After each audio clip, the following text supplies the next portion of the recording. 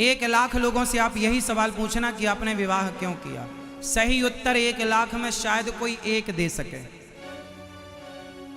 आपने विवाह क्यों किया? सबका उत्तर यही होगा, हमने वंश वृद्धि के लिए विवाह किया, हमने वंश वृद्धि या सुख के लिए विवाह किया। जबकि विवाह का उद्देश्य वंश वृद्धि नहीं है, विवाह का उद्देश्य भोगों का सुख भी नहीं है। कोई भगवान राम से पूछे कि आपने विवाह क्यों किया, तो क्या राम का भी उत्तर यही होता जो आपका है? यह प्रश्न सामान्य है ना, सब पूछ सकते हैं, पर इसका उत्तर कितना गहरा है, कभी आपने विचार नहीं किया होगा इन सवालों पर कि हमने विवाह क्यों किया। आप आज्ञा करो तो मैं उत्तर दूं, इसका उत्तर दूं। जैसा कि आप लोगों ने कहा वंश वृद्धि, ये तो होगा ही, इसमें कोई दो मत नहीं है। एक छोटी सी बात आपको समझनी पड़ेगी इस बात के लिए, किसान जब खेत में गेहूं बोता है, ध्यान से समझना, किसान जब खेत में गेहूं बोता है तो गेहूं के बदले उसे गेहूं तो मिलती ही है, पर एक चीज उसे फ्री में मिलती है। बताओ क्या? क्या? भूसा, भूस, जानते हैं भूसा? हाँ, भूसा, भूस। किसान जब खेत में गेहूं बोता है तो वो भूसे को मध्य नजर रखकर नहीं बोता कि भूसा मिलेगा, भूसा तो मिलेगा ही।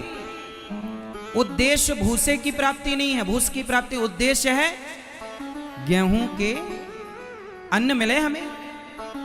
भूसा जाएगा कहां? वो तो आएगा। जैसे गेहूं के साथ भूसा मिलेगा ही, जाएगा कहां? उसी तरह विवाह करोगे तो संतान, प्रतिष्ठा, वैभव, संसार का सुख, धन वैभव, काम करोगे तो पैसे कमाओगे, जाएगा कहां? विवाह करने के बाद संसार का सुख तो भूसे की तरह वो तो मिलेगा ही, जाएगा कहां? लेकिन उद्देश्य उस भूसे को पाना नहीं था।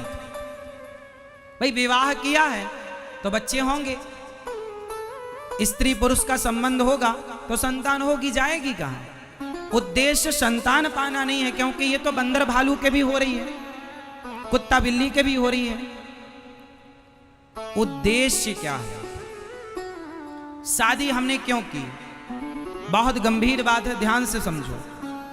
जब आपका विवाह नहीं होता तो आपका मन ज्यादा चंचल होता है, अन्य स्त्रियों में या अन्य पुरुषों में जाने की संभावना ज्यादा रहती है। परंतु जब विवाह हो जाता है तो अन्य स्त्रियों से मन हटकर एक स्त्री में केंद्रित हो जाता है, अपनी अर्धांगिनी में।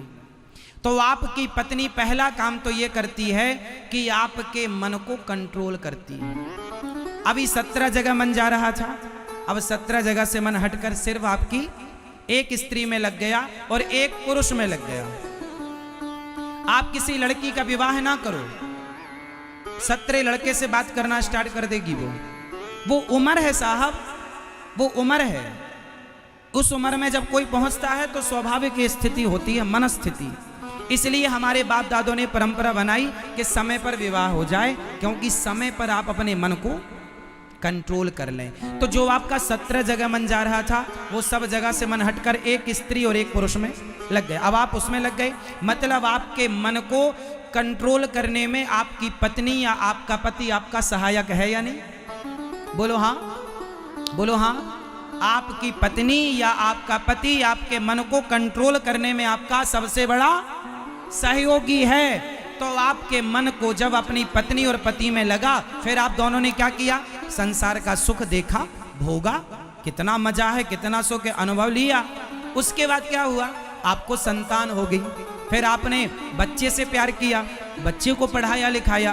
तो आप क्या था, जो 17 जगह मन था, अब आप एक जिम्मेदार हो गए कि पत्नी है, जिम्मेदारी है, माँ है, जिम्मेदारी है, बाप है, बेटा है, पढ़ाना लिखा। एक जिम्मेदार आप मैच्योर होते गए, पढ़ाई लिखाई करके आप बच्चों को योग्य बनाते हैं। मतलब आपका मन संसार में ना लगे, विषयों।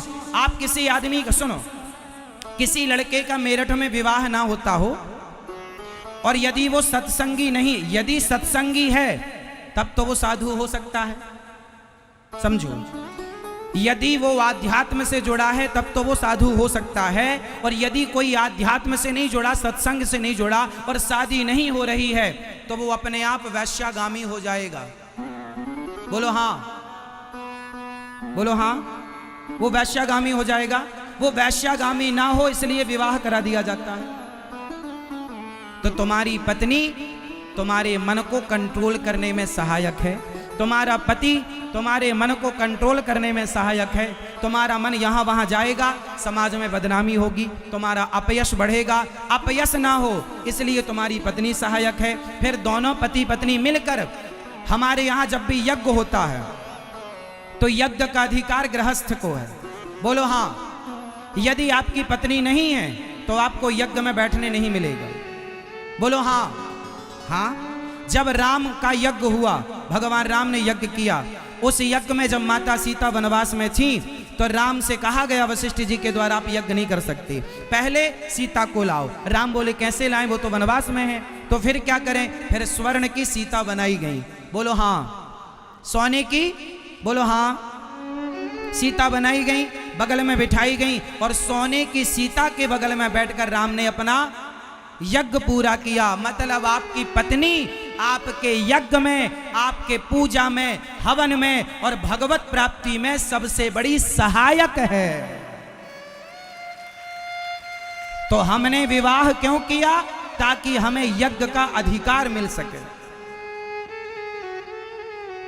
ताकि हमें यज्ञ का, जोर से, आपका विवाह नहीं हुआ तो आप यज्ञ के अधिकारी नहीं हैं। या फिर आपको संत होना चाहिए तब आपको अधिकार मिलेगा। आप संत नहीं हैं, आप गृहस्थ नहीं हैं तो आपको यज्ञ का अधिकार नहीं है। ब्रह्मचारी बच्चों को यज्ञ में नहीं बैठने दिया जाता। तुम अपने माँ बाप को लाओ। बात सही है या गलत है? तो आपकी पत्नी, आपके पति आपके केवल भोगी के साथी नहीं है, संतान के बढ़ोतरी के लिए साथी नहीं है, बल्कि आपकी पति और पत्नी दोनों मिलकर, कंधे से कंधा मिलाकर आप दोनों भगवान की ओर बढ़ेंगे। भगवत प्राप्ति में हमारी पत्नी और हमारा पति सहयोगी है। इसलिए दोनों को भगवान की शरण में जाना चाहिए, दोनों को कीर्तन करना चाहिए, दोनों को समय निकाल कर कीर्तन करना चाहिए। यही गृहस्थ धर्म है। और द्वार पे आए अतिथि तो भरपेट भोजन कराओ। द्वार पे आए जीव जंतु, कुत्ता आए तो रोटी खिलाओ, आखिरी गाय आए तो रोटी खवाओ, चींटी को दाना डालो, पक्षियों को पानी रखो छत पर। ये गृहस्थों का धर्म। सत्य बोलो, दया रखो, दोनों पति पत्नी भगवान का कीर्तन करो, सेवा करो संत समाज की, दीन दुखियों की। ये गृहस्थ धर्म, इतना मस्त गृहस्थ धर्म है साहब, यदि निभ जाए तो।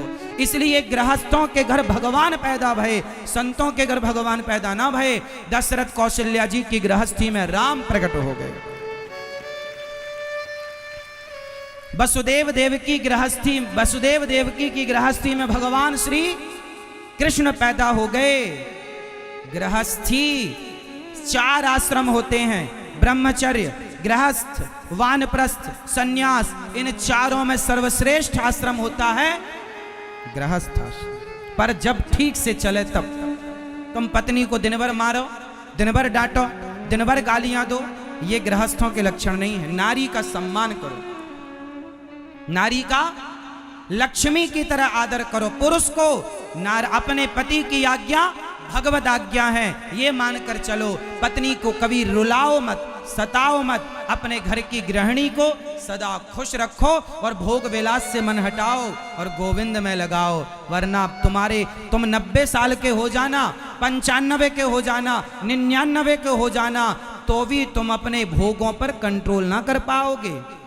तुम्हारी इच्छाएं, तुम मर जाओगे। जिस दिन तुम मरोगे उस दिन भी तुम्हारा मन तुम्हें भोगों की ओर ले जाएगा। ये माया इतनी प्रबल है साहब, इसलिए जो भगवान की शरण में जाता है वही इन माया से बच पाता है, वरना भोगी बन करके मर जाओगे। इच्छाएं पूरी हो गई हो किसी की तो मुझे बताओ, तुम और कर लेना पूरी, फिर बताना, मिलना 4 साल बाद हमें, हम फिर आएंगे मेरठ, बताना इच्छाएं पूरी हुई। जिस दिन तुम मरोगे उसके एक दिन पहले भी अपने आप से सवाल करना, क्यों मन पूरा हुआ, इच्छाएं पूरी हुई तो आपके अंदर से आवाज आएगी अभी नहीं। ये ठगता है तुम्हें मन तुम्हारा, और तुम्हें लगता है कि हम संसार के लोगों से दुखी हैं। ना जी, आप अपने मन की तमाम इच्छाओं से दुखी। तो अब बताओ आपने विवाह क्यों किया? विवाह का सही उद्देश्य क्या है? जो आप बता रहे थे वो, या जो हमने कहा वो? बताओ। जो आपने कहा वो भी सही है, गलत नहीं है, लेकिन वो तो हो गई, जाएगा। मुख्य उद्देश्य है भगवत प्राप्ति, ईश्वर की प्राप्ति। यदि तुमने गृहस्थ में रहकर भगवान को नहीं पाया, सोचो तो क्या पाया? चलो एक छोटी सी कथा मैं आपको सुनाता हूं इस बात को समझाने के लिए। एक पिता ने, मेरठ के एक पिता थे, आपके मेरठ में एक पिताजी थे, हो सकता है आप थे। एक पिता ने अपने बेटे को 100 रुपए दिया, जाओ ए बेटा ये 100 रुपए लो और जाओ जरा बाजार से ना ताजे ताजे फल लेकर आओ। एक पिता ने अपने बेटे को 100 रुपए दिया। कहानी ध्यान से सुनना, आखिरी में पूछूंगा मैं आप सबसे। एक पिता ने बेटे को कितने रुपए दिया? बाजार भेजा, जाओ मस्त ताजे ताजे मौसमी फल लेकर आओ। जाओ, आम का सीजन है, जाओ आम लाना। जामुन का सीजन है, जामुन लाना। लीची का सीजन है, लीची लाना। जो जो सीजन चल रहा सब फल लाना, जाओ। 100 रुपए। अब बेटा मेरठ की बाजार में गया। संयोग देखना कि उस दिन वहां पर एक मंदारी आया था बंदर को नचाने। ये छोरा गया 100 रुपए लेकर और वो खेल देखने लगा, बंदर वाला। नाच बंदर नाच, ससुराल जाएगा तो कहाँ बैठेगा? वहां बैठूंगा। कैसे जाएगा? गाड़ी से जाएगा। जब बंदर का नाच पूरा हुआ तो ये जो बेटा था 100 रुपए लेकर गया, ये उस नाच से बड़ा प्रभावित हुआ। इसको लगा कि वाह बंदर इतना बढ़िया। अब बंदर ने कटोरा उठाया, सबसे मांगा, तो इसने 100 रुपए जो पिता ने दिए थे इसने बंदर के कटोरे में डाल दिए। अब मंदारी तो चला गया। अब जब मंदारी गया तो इसे याद आया कि मुझे तो पिता ने भेजा था। अच्छा, पिता ने 100 रुपए दी, अब तो 100 रुपए चले गए। अब जब तक उसे याद आई तब तक दुकानें बंद हो चुकी थी, शाम हो चुकी थी, रात हो चुकी थी। खाली हाथ चला गया। पिता ने पूछा लाए फल? बोले नहीं मिले, दुकानें बंद हो गई थी। पिता ने कहा तू तो समय से गया था, दुकानें तो खुली होनी चाहिए। बोले पिताजी वो पैसे। चलो, पिता ने कहा चल पैसे, यदि तुझे फल नहीं मिले तो पैसे वापस कर। चल, पिताजी पैसे भी खर्च हो गए, पैसे भी खर्च हो गए, और जिस काम के लिए गया था वो काम भी नहीं हुआ, है ना? अब इसको ध्यान से समझो। एक पिता ने बेटे को 100 रुपए देकर बाजार भेजा। वो पिता कौन है? वो पिता है परम पिता परमात्मा। आपको 100 रुपए देकर बाजार, संसारिक बाजार है, और 100 रुपए मतलब 100 वर्ष की उम्र। आपको भगवान ने कितनी आयु दी है? 100, लगभग 100। हमें परमात्मा ने संसार में भेजा है 100 रुपए देकर। 100 रुपए मतलब 100 वर्ष की आयु लेकर हम आए इस बाजार में। क्या करने भेजा? पिता ने भेजा था अच्छे अच्छे फल लाना, मीन्स अच्छे अच्छे कर्मों के फल। अच्छे कर्म करो और अच्छे अच्छे कर्मों के फल लाओ। 100 रुपए में लाना है, 100 साल में तुम्हें अच्छे अच्छे कर्म करना है। लेकिन हम यहाँ कहाँ उलझ गए? मंदारी के खेल में। ये मंदारी का खेल क्या है? ये मंदारी का खेल क्या है? बोले पत्नी नचाती है पति को, पति नचाता है पत्नी को, पति पत्नी दोनों नचाते हैं बच्चे को। नाच बेटा नाच, पैसा दूं 5, नाच बेटा नाच। पति नचाता है पत्नी को, तुम नाच के दिखाओ। पत्नी नचाती है, तुम नाच के दिखाओ। तो हम गृहस्थ में क्या कर रहे हैं? नाच रहे हैं। सवेरे से शाम तक क्या कर रहे हैं? नाच रहे हैं। और इसी नाचने में आपके कितने रुपए खर्च हो गए? 100 वर्ष की उम्र आपकी जिम्मेदारियों का बोझ ढोते ढोते निकल गई। आप आए किसके लिए थे? अच्छे कर्म करने, लेकिन अच्छे कर्म तो कुछ हुए नहीं, और जिम्मेदारियों के बोझ तले दब गए। और पत्नी और बच्चों के इनकी सेवा में आपकी सारे 100 रुपए खर्च हो गए। बच्चों को पढ़ाते लिखाते, है ना, सब करते करते आपका बुढ़ापा आ गया। अब विदाई हो रही है, चलो अब भगवान के पास जाओगे। भगवान बोलेंगे फल लाए? बोले नहीं, तो चलो 100 रुपए वापस करो। 100 रुपए खर्च, 100 रुपए, 100 साल की उम्र बीत गई। बताओ आपके पास कितना बैलेंस है पुण्यों का? कागज के टुकड़ों का ना बताना, कागज के टुकड़े तो बहुत लोगों के पास बहुत होंगे, चलो बताओ आपके पास पुण्य का धन कितना है। मीराबाई ने क्या कहा, पायो जी मैंने राम रतन धन, पायो जी मैंने, कागज के टुकड़े सोने चांदी समेटने वाला बड़ा नहीं है, जिसके पास राम नाम का धन है वो सबसे बड़ा है। इसलिए कहता हूं जिम्मेदारियां निभाओ, पत्नी के साथ रहना बुरा नहीं है, बच्चों के साथ रहना बुरा नहीं है, काम करना बुरा नहीं है, पैसा कमाना बुरा नहीं है, पर सब कुछ करते हुए भगवान का स्मरण बनाए रखो। हे नाथ मैं आपको कभी भूलू नहीं, हर समय भगवान की शरण में रहो, भगवान का चिंतन करते रहो, भगवान को अपना सर्वस्व मानते रहो। नाथ सकल संपदा तुम्हारी, हे प्रभु सब कुछ आपका है, मैं आपका हूँ। बोलो हे श्रीमन नारायण, मैं जैसा हूँ, मैं जैसी हूँ आपकी हूँ। बस आप इतना भी कहते रहो, आप गाड़ी चला रहे हैं बस कहते रहो हे प्रभु हम जैसे हैं आपके, हे नाथ हम जैसे, इतना भी कहते रहो तो गति है।